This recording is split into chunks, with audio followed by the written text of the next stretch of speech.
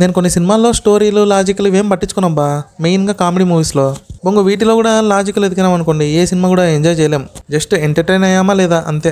Robin hood cinema అయితే బాగానే ఉందబ్బా, అందరు తిట్టుకున్నంత గలీజ్గా అయితే లేదు, ఫన్ ఉంది, ఫ్యామిలీతో కలిసి థియేటర్కి వెళ్ళి బాగా ఎంజాయ్ చేయొచ్చు. కానీ క్లైమాక్సే డిసప్పాయింటింగ్ అబ్బా, మెయిన్గా వార్నర్ డిసప్పాయింట్ చేశాడు. అతని యాక్టింగ్ గురించి కాదులే కానీ ఏదో ఎక్స్పెక్ట్ చేస్తే ఇంకేదో జరిగింది. అంటే కామెడీగా ఏదన్నా చూపిస్తారనుకున్నా కానీ అవుట్పుట్ వేరేగా ఉంది. అన్ని క్యారెక్టర్స్ కూడా చాలా ఫన్నీగా ఉంటాయి. మెయిన్గా రాజేంద్ర ప్రసాద్ అండ్ వెన్నెల కిషోర్ వీళ్ళ మధ్య జరిగే కామెడీ సీన్స్ అయితే హైలైట్ ఉంటాయి. అండ్ ఇక్కడ ఏంటంటే విలన్ని పవర్ఫుల్గా చూపించి లాస్ట్లో బిస్కెట్ చేశారు. సో ఇలాంటివి ఆడియన్స్ యాక్సెప్ట్ చేయడానికి కొంచెం తక్కువ ఛాన్స్ ఉంటుంది.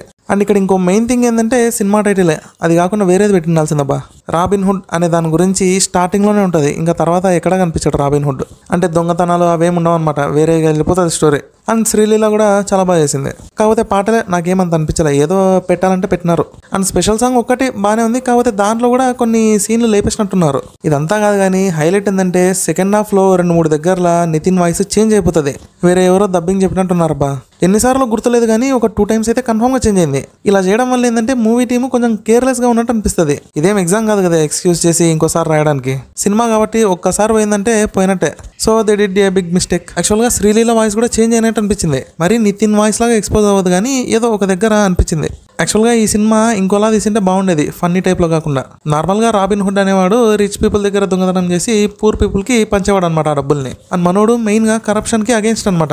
ఈ 2 పాయింట్స్ని బేస్ చేసుకుని తీసి ఉండాలి.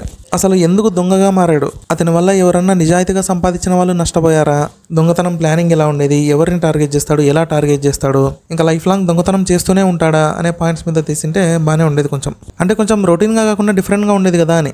ఏమో లేబ్బా, ఎవరి సినిమా వాళ్ళు ఇష్టము. ఇప్పుడు నేను కూడా టీ మాస్టర్ అని ఒక సినిమా తీస్తున్నా, బడ్జెట్ ఒక 700 నుంచి 1000 కోట్ల దాకా అనుకుంటున్నా.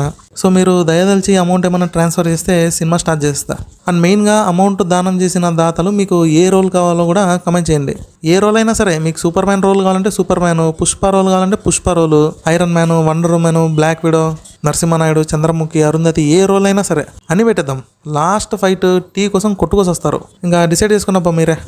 సరే కానీ మీకు ఎలా అనిపించింది అబ్బా రాబిన్ హుడ్, నచ్చిందా లేదా కమెంట్ చేయండి. అండ్ వీడియో నచ్చితే ఖచ్చితంగా లైక్ చేయండి అబ్బా. మీ మనసు కొంచెం పెద్దగా ఉంటే సబ్స్క్రైబ్ కూడా చేయండి. ఉంటా మరి, టాటా బాబాయ్, టేక్ కేర్.